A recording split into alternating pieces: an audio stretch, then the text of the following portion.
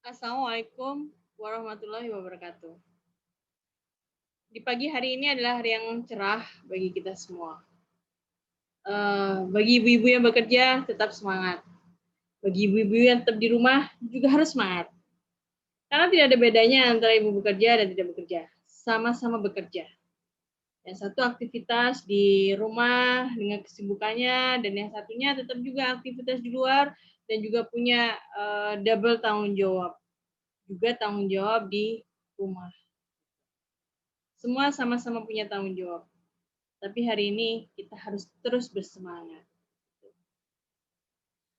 Di pagi hari yang cerah ini kita akan membahas tentang bagaimana cara mendongeng. Mendongeng itu adalah sesuatu yang mungkin Ibu lihat di YouTube gitu orang mendongeng atau yang dilakukan oleh orang lain oleh pendongeng gitu ya.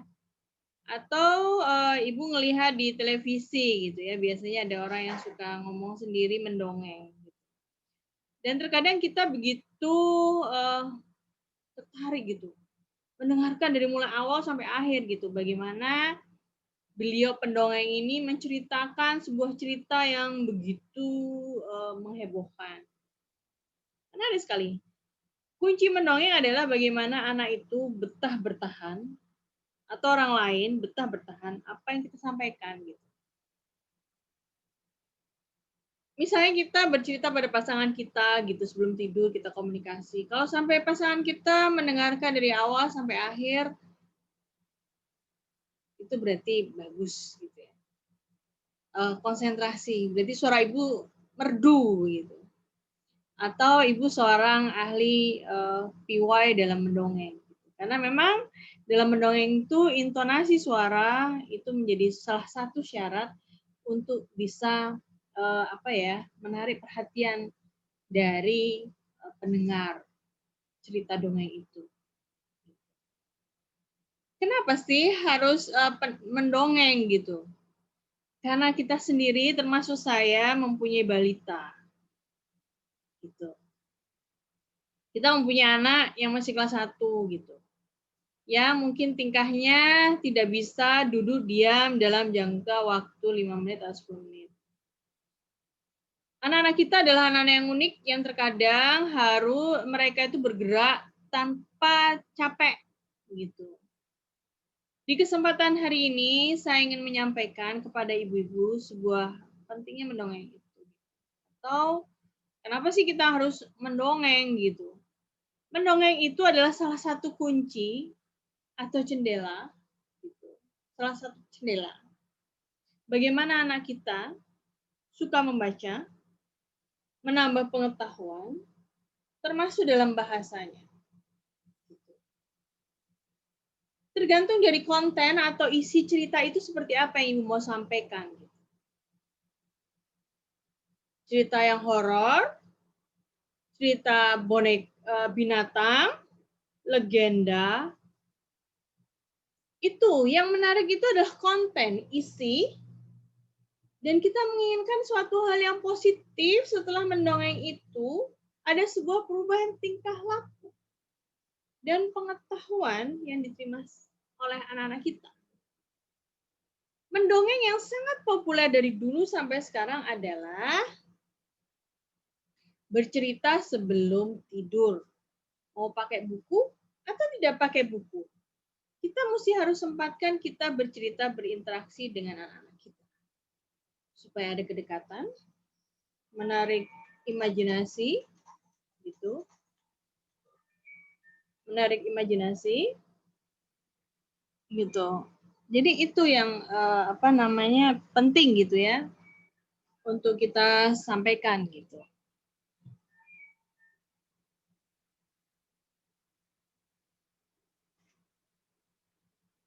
Jadi itulah gitu. Bagaimana kita mendongeng itu begitu pentingnya mendongeng gitu. Kalau Anda menginginkan anak-anak Anda adalah anak-anak yang cerdas gitu.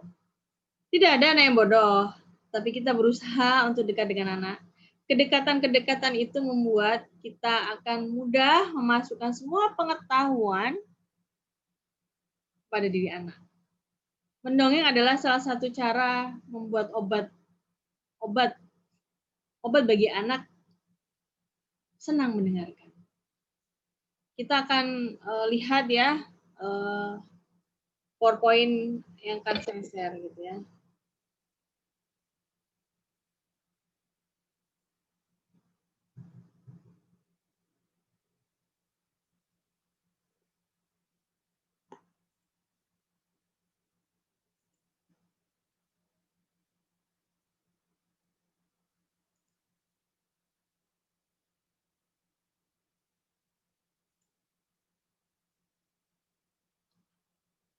Orang tua dan anak gitu. Di sini ini terlihat bagaimana seorang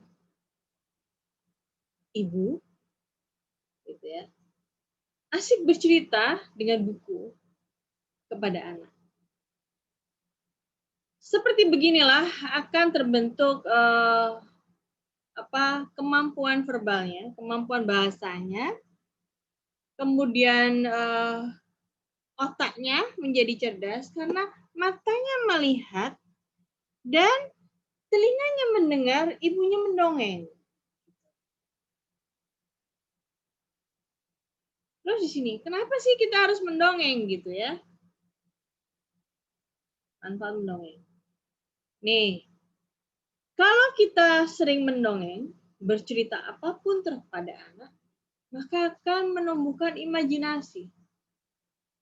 Dan proaktif itu apa ya? Kesadaran dini anak untuk maju gitu, proaktif dia. Maju kemana? Maju hal positif gitu. Dengan apa? Dengan pekerjaannya, dengan kesukaannya gitu ya. Gitu. Jadi Jadi itu gitu. Itu yang menarik dari jadi kalau Anda ingin anak Anda imajinasi perlu sekali gitu. Di era seperti sekarang ini susah cari duit, itu butuh imajinasi, butuh jalan keluar untuk bagaimana mencari ide-ide, terobosan untuk berinisiatif mencari uang dengan cara yang halal gitu di tengah persaingan-persaingan yang ketat. Terus kalau kita sering mendongeng dengan anak, bercerita apapun tentang nilai, moral, agama gitu, maka akan terjadi sebuah kedekatan antara kita dan anak gitu. Jadi ada sebuah kedekatan gitu antara kita dan anak gitu ya. Jadi itu loh gitu fungsi dari mendongeng itu. Gitu. Jadi kalau ibu nggak mau ada batas antara anak dan orang tua, maka ibu harus sering-seringlah mendongeng gitu, bercerita apapun gitu. Akan terjadi keakraban gitu. Nanti suatu saat mereka tumbuh besar, mereka akan telepon kita dan mereka akan suka mendongeng terhadap kita. Tentang aktivitasnya, tentang problemnya, kedekatan. Gitu. Terus kalau dia sudah mendongeng, atau kita sudah ada proses mendongeng, maka anak itu akan cerdas gitu. Cerdas apa? Akan banyak pengetahuan yang dia dapat dari cerita-cerita kita yang kita sampaikan kepada anak. Oke? Menyenangkan kan? Murah loh itu, murah gitu. Nggak mahal kok gitu. Kita bisa dapetin buku-buku bekas gitu untuk kita sampaikan kepada anak bercerita gitu yang tipis-tipis harganya 5.000 gitu. Saya suka beli buku bekas yang saya buat mendongeng untuk anak-anak saya gitu. Saya nggak malu gitu. Saya pergi ke Blok M gitu. Saya beli buku bekas gitu yang disesuaikan dengan umur anak. Gimana sih cara mendongeng? Gitu. Ada tips-tipsnya. Nih ya, Bu, ini memang begitu kalau ibu mau anaknya ibu suka baca, nggak suka main game gitu kan. Sekarang itu anak-anak pada suka main game. Kita arahkan mereka ke hal positif, mereka suka baca, gimana sih caranya gitu. Nih ya Bu, langkah-langkahnya. Nih, ekspresi ibu harus ekspresif gitu. Nggak boleh sedih, bahagia, cerita, keep smiling, senyum gitu. Ekspresif dan kontak mata antara kita dan anak. Gitu. Jadi ada kontak mata gitu. Terus suaranya yang jelas gitu. Dan harus bersemangat. Nggak boleh letih, nggak boleh lemah gitu bersuaranya. Orang tua juga harus kalau menginginkan anaknya suka baca, anaknya pinter ngomong, anaknya pinter pinter menulis gitu. Ya orang tuanya harus juga membaca, harus banyak membaca. Nggak perlu, kalau sekarang sih epidemi COVID kita nggak bisa pergi keluar, tapi kita kan bisa melalui Google News, Yahoo News gitu, Detikcom gitu, terus Tribun News gitu, banyak sih gitu, membaca. Gitu. Sehingga pengetahuan kita banyak. Dan terkadang anak-anak itu membuat sebuah kejutan dengan pertanyaan yang aneh-aneh. Kalau bercerita ke anak kelas 1, jangan dikasih cerpen lah, Bu, gitu ya. Kalau mau bercerita ke anak kelas 1, ya ceritanya harus pendek gitu, bahasanya harus sederhana, nggak boleh yang ribet-ribet gitu ya. Bahasanya sederhana. Gitu. Dan sesuaikan dengan usia anak seperti ini, Bu. Kok cuma sedikit ya, emang sedikit gitu, nggak banyak-banyak gitu.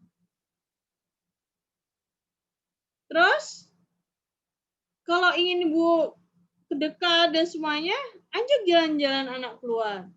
Ke mall, ke kebun binatang, ke pantai. Ibu jangan diam, tapi Ibu harus berbicara. Sepanjang perjalanan kita berbicara dengan anak kita tentang alam sekitarnya, tentang kuasanya Allah, tentang nama-nama makhluk hidup, nama-nama makhluk tak hidup gitu. Harus berbicara. Atau Ibu dan Bapak pergi keluar kota untuk wisata, sepanjang perjalanan kita bercerita apapun yang kita temui, suatu pengalaman yang umum-umum, atau pengalaman masa kecil Ibu ceritakan ke anak-anak bahwa masa kecil Ibu adalah masa kecil yang indah. Dan itu sambil jalan anak akan berpikir. Imajinasi mereka akan jalan, bahasa mereka akan berkembang.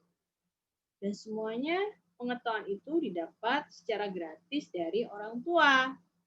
Gitu. Jadi ini ya, Bu, coba ya kita akan coba video ya.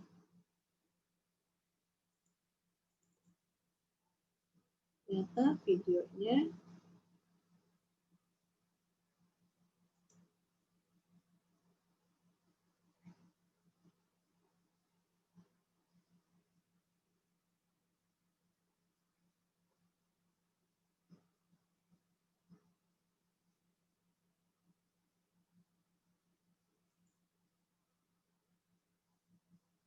sepertinya videonya susah, tapi ya sudahlah.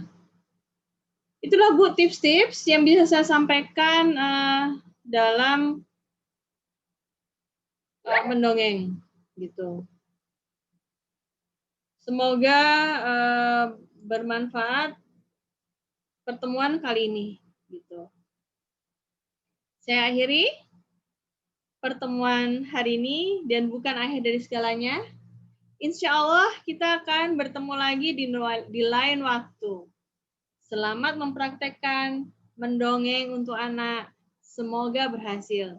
Dan harapan saya kepada Ibu adalah mendapatkan anak yang cerdas. Gitu. Assalamualaikum warahmatullahi wabarakatuh.